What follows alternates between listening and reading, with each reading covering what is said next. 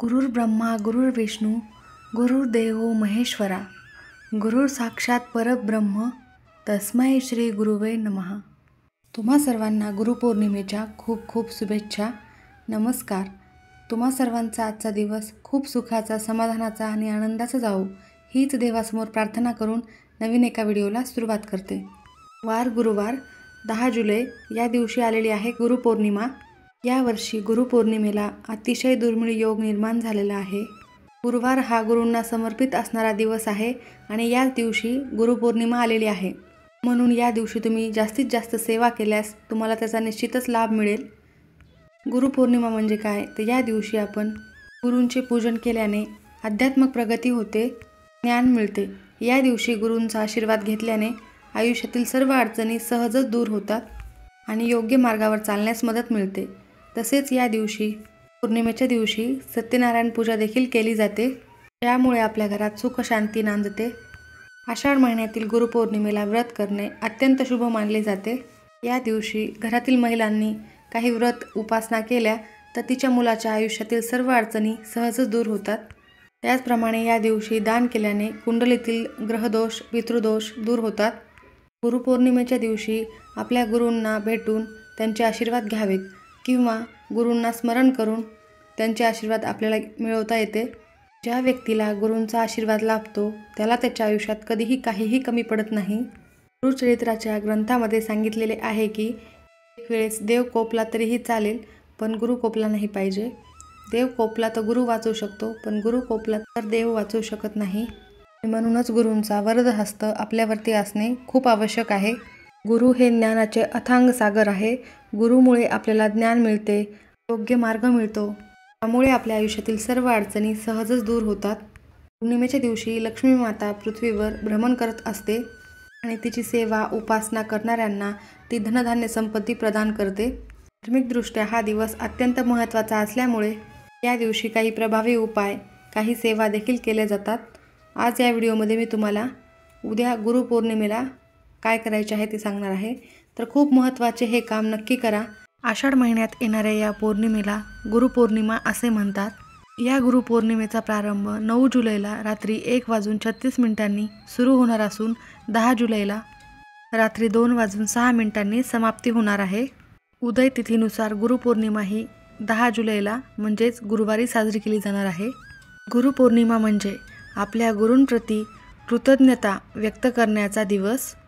गुरुपौर्णिमेच्या दिवशी जर तुम्ही गुरुची सेवा पूजा केली तर अर्थातच तुमच्या आयुष्यात गुरूंचे आशीर्वाद कायम राहतील, तुमच्या आयुष्यात आध्यात्मिक आणि आंतरिक शांती कायम राहील।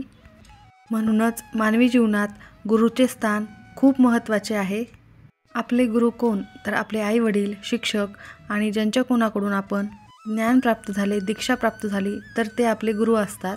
आपल्या सर्वांचेच गुरु आहेत श्री गुरुदत्त आणि त्यांचाच अवतार श्री स्वामी समर्थ महाराज। आपल्याला गुरुपौर्णिमेच्या दिवशी श्री स्वामी समर्थांची सेवा करायची आहे। धार्मिकदृष्ट्या गुरुपौर्णिमा हा दिवस अत्यंत महत्त्वाचा आणि शुभ मानला जातो आणि म्हणूनच या दिवशी गुरूंच्या सेवेबरोबरच काही प्रभावी उपाय देखील केले जातात। आज या व्हिडिओमध्ये मी तुम्हाला अत्यंत प्रभावी असा साधा सोपा उपाय सांगणार आहे। गुरुपौर्णिमेच्या दिवशी काहीच नाही केले तरीही चालेल, पण या झाडाला नक्की स्पर्श करून या। सर्व कामात यश मिळेल, कठीण इच्छा पूर्ण होतील, अलक्ष्मी निघून जाईल, दारिद्र्य संपेल आणि तुमच्या घरामध्ये लक्ष्मी कायम वास करेल। घराची, मुलांची, पतीची खूप प्रगती होईल। सर्वांनी हा उपाय कोणत्याही परिस्थितीमध्ये करायचाच आहे। खूप महत्त्वाचा उपाय आहे, तुमच्या आयुष्यातील सर्व अडचणी संपतील। तर असा हा उपाय कोणत्या वेळेत करायचा आहे संपूर्ण माहिती मी तुम्हाला या व्हिडिओमध्ये देत आहे, त्यामुळे व्हिडिओ शेवटपर्यंत बघा आणि माहिती आवडल्यास चॅनलला सबस्क्राईब नक्की करा, बेल आयकॉनला प्रेस करा, ज्यामुळे तुम्हाला नवनवीन व्हिडिओ बघायला मिळतील आणि लाईक आणि शेअर करायला विसरू नका। आत्ता मी तुम्हाला जो उपाय सांगणार आहे तो उपाय तुम्हाला गुरुपौर्णिमेच्या दिवशीच करायचा आहे। गुरुपौर्णिमेच्या दिवशी सकाळपासून संध्याकाळपर्यंत कधीही हा उपाय करू शकता। हे झाड शुक्र ग्रहाशी संबंधित असल्यामुळे तुम्हाला पैशाची कमतरता कधीही भासणार नाही। हा उपाय करण्यासाठी तुम्हाला गुरुवारी गुरुपौर्णिमेच्या दिवशी सकाळी लवकर उठायचे आहे, शुचिर्भूत व्हायचे आहे, स्नानाच्या पाण्यात थोडेसे मीठ टाकून अंघोळ करायचे आहे, ज्यामुळे तुमच्यातील नकारात्मकता दूर होईल। सर्वप्रथम देवघरातील देवांची पूजा करून घ्यायची आहे. स्वामींची मूर्ती असेल तर त्याला अभिषेक करायचा आहे. फोटो असेल तर फोटोची देखील पूजा करायची आहे. सर्वांना धूप, दीप, नैवेद्य, फुले अर्पण करायची आहेत. तुम्हाला 1 तांब्याभर पाणी घ्यायचे आहे. त्या पाण्यामध्ये तुम्हाला थोडेसे गाईचे कच्चे दूध टाकायचे आहे, थोडीशी हळद टाकायची आहे आणि तुपाचा दिवा प्रज्वलित करून घ्यायचा आहे. त्यानंतर हळद, कुंकू, अक्षता घेऊन तुम्हाला तुमच्या घराजवळ असलेल्या उंबराच्या झाडाजवळ जायचे आहे. उंबराच्या झाडाला औदुंबर वृक्ष असे देखील म्हणतात. त्या झाडाजवळ गेल्यावर सर्वप्रथम तुम्हाला तिथे एक दिवा प्रज्वलित करून घ्यायचा आहे. त्यानंतर जे जल आणलेलं आहे ते तुम्हाला वृक्षाला अर्पण करायचे आहे. त्यानंतर हळद, कुंकू, अक्षता, फुले वाहून पूजा करायची आहे, नमस्कार करायचा आहे व त्यानंतर या झाडाला 11 प्रदक्षिणा घालायच्या आहेत. प्रदक्षिणा घालताना श्री गुरुदेव दत्त, श्री गुरुदेव दत्त या मंत्राचा जप करायचा आहे. दिगंबरा दिगंबरा श्रीपादवल्लभ दिगंबरा या मंत्राचा जप देखील करू शकता. त्यानंतर तुम्हाला आपल्या उजव्या हाताचा स्पर्श करून आपल्या मनात ज्या काही इच्छा आहेत त्या व्यक्त करायच्या आहेत. इच्छा व्यक्त करून झाल्यानंतर आपले मस्तक त्या झाडावर टेकवायचे आहेत आणि मनापासून नमस्कार करायचा आहे. तुमची मनोकामना पूर्ण होण्यासाठी तुम्हाला स्वामींना, गुरूंना प्रार्थना करायची आहे.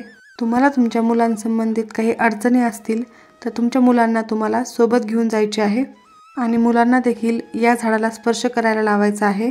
साक्षात दत्तनिवास, स्वामी निवास असलेला वृक्ष म्हणजे औदुंबराचे झाड. हे झाड 21 गुणांनी परिपूर्ण आहे आणि दत्तात्रयांनी या झाडाखाली साधना केली होती. शास्त्रानुसार या झाडाला भूतलावरील कल्पवृक्ष असे देखील म्हणतात, कारण भगवान विष्णूंनी औदुंबराला असा आशीर्वाद दिलेला आहे की याला सदैव फळे येत राहतील. त्याचप्रमाणे पौर्णिमेला जो व्यक्ती या झाडाचे पूजन करेल त्याच्या सर्व मनोवांछित इच्छा, सर्व मनोकामना पूर्ण होतील. तसेच या झाडाचे दर्शन केल्याने त्या व्यक्तीची उग्रता कमी होईल. या झाडाला प्रदक्षिणा केल्याने अपत्य प्राप्ती होऊन सर्व पापे नष्ट होतील आणि इच्छित धनप्राप्ती होईल. आणि म्हणूनच आपण या झाडाची या दिवशी पूजा केल्यानंतर प्रदक्षिणा केल्या तर आपल्या पदरी खूप पुण्य पडत असते आणि हेच पुण्य आपल्याला आपल्या वाईट काळात, वाईट वेळेमध्ये कामी येत असते. गुरुपौर्णिमेच्या दिवशी उंबराच्या झाडाची पूजा केल्याने धनधान्य, संपत्ती, आरोग्य, सर्व प्रकारचे ऐश्वर्य प्राप्त होते. लक्ष्मी अखंड आपल्या घरामध्ये वास करते. तर अशा पद्धतीने हा उपाय तुम्हाला गुरुपौर्णिमेच्या दिवशी करायचा आहे. जर तुमच्या घरात सुतक असेल तर तुम्हाला हा उपाय करता येणार नाही आणि स्त्रियांचा मासिक धर्म असेल तर त्यांनी देखील हा उपाय करू नये. जर तुमच्या घरामध्ये शुद्धता पाळली जात असेल तर घरातील इतर व्यक्तींनी हा उपाय केला तर नक्की चालेल. धन्यवाद.